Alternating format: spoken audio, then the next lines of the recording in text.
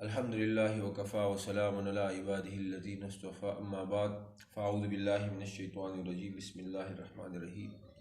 والذی بعث فی الامیین رسولا منہم یتلو علیہم آیاتہ ویزکیہم ویعلمہم الکتاب والحکمہ صدق اللہ مولانا العظیم۔ آپ کے سامنے ماہنامہ المہربان یہ جامع مہربانیہ سے شائع ہونے والا مجلہ ہے، اور اس ماہنامے کے جتنے مضامین ہیں یا خیالات و افکار ہیں یہ اللہ تبارک و تعالیٰ اس آیت کریمہ کے گرد گھومتے ہیں، اور یہ اس آیت کریمہ اس کا محور ہے۔ میرے عزیز دوستو، آج کل کے پرفتن دور میں جب فحاشی عریانی اور لاقانونیت اور علم و ادب سے دوری روز بروز بڑھتی جا رہی ہے، اس دور میں اس ماہنامہ رسالے کی المہربان کی اشد ضرورت ہے، اور اس طرح دیگر بہت سے رسالوں کی، تاکہ ہمارا معاشرے کا بگاڑ اور ہمارے معاشرے میں پھیلی جانے والی ہر قسم کی برائی علم و ادب کی اس شاہکار سے ختم ہو سکتی ہے۔ ہمارے اکابر اور بزرگان دین نے اس کے لیے بے پناہ قربانی دی ہے، خصوصاً شیخ عبد القادر جیلانی رحمۃ اللہ علیہ، خواجہ معین الدین چشتی رحمۃ اللہ علیہ، غوث اعظم امام ابو حنیفہ رحمۃ اللہ علیہ، حضرت مولانا قاسم نانوتوی رحمۃ اللہ علیہ، اس طرح دیگر بڑے بڑے اکابر علماء ربانین، انہوں نے بڑی قربانیاں دی، اور تا قیامت علماء کی ان خدمات کا اور قربانیوں کا یہ سلسلہ جاری و ساری رہے گا۔ مگر اس پرفتن دور میں اس وسیع پیمانے پر اسلامی تبلیغ کی اشد ضرورت ہے، اور اس کے لیے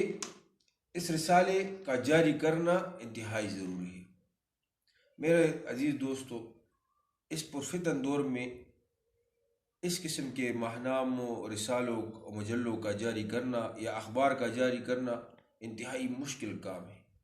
کیونکہ ایک تو سرمایہ کی عدم دستیابی، قلت، کام سے ناواقفیت، اور اس طرح ایسے لوگ جو تجربہ کار ہو اور علم و ادب سے ان کا واسطہ ہو، ایسے افراد بہت کم معاشرے میں آپ کو ملیں گے۔ اس وجہ سے ماہنامہ المہربان کی اشاعت کا فیصلہ کیا گیا۔ اور ایک اور تاریخی بات میں آپ حضرات ناظرین کے سامنے کہنا چاہتا ہوں کہ ہماری جد امجد اور بر صغیر کی عظیم علمی روحانی شخصیت شیخ المشائخ حضرت پیر سید مہربان علی شاہ بخاری رحمۃ اللہ علیہ، انہوں نے اپنی زندگی میں ماہنامہ ایک مجلے کی اشاعت کی تجویز پیش کی تھی، لیکن ان کی زندگی میں وہ تجویز تمام نہ ہو سکی، پوری نہ ہو سکی۔ اس کے بعد حضرت شیخ الجامعہ مولانا سید بادشاہ گل بخاری رحمۃ اللہ علیہ نے قبلہ بابئی صاحب رحمۃ اللہ علیہ کے اس تجویز کو عملی جامہ پہنایا، اور باقاعدہ جامعہ اسلامیہ سے ماہنامہ جامعہ کے نام سے ایک رسالے کا اجرا کیا گیا، جو کہ تقریباً 2 دہائیوں تک چلتا رہا۔ اس کے ساتھ ساتھ جد امجد حضرت پیر مولانا پیر سید احمد علی شاہ بخاری رحمۃ اللہ علیہ نے بھی ایک کوشش کی تھی، اور ماہنامہ آستانہ عالیہ مہربانیہ کے نام سے ایک مجلہ جاری کیا تھا، لیکن وہ بھی اپنے وجود کو برقرار نہ رکھ سکا۔ الحمدللہ آج ماہنامہ المہربان کا 8واں شمارہ آپ کے سامنے ہے، جو روحانی و اصلاحی تبلیغ کے ساتھ ساتھ ہمارے اکابر کے خوابوں کی تعبیر بھی ہے۔ اس لیے میں اپنے تمام نوجوانوں سے، تمام مسلمانوں سے جو جہاں بھی رہتے ہیں اور میری یہ پیغام کو سن رہے ہیں، ان سے میری اپیل ہے کہ اپنے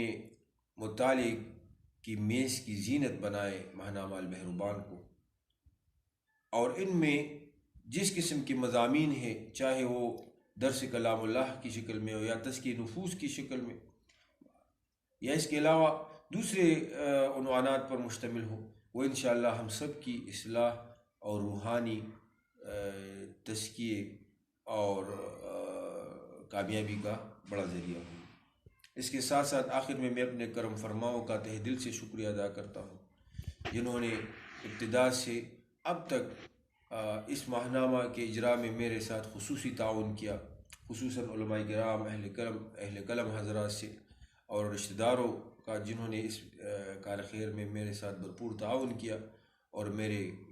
پشپنائی کی۔ اللہ تبارک و تعالی ہماری اس حقیر کوشش کو قبول فرمائے اور دین اسلام کے مختلف شعبہ جات میں ہم سے زیادہ کام لے۔ وآخر دعوائی ان الحمدللہ رب العالمین۔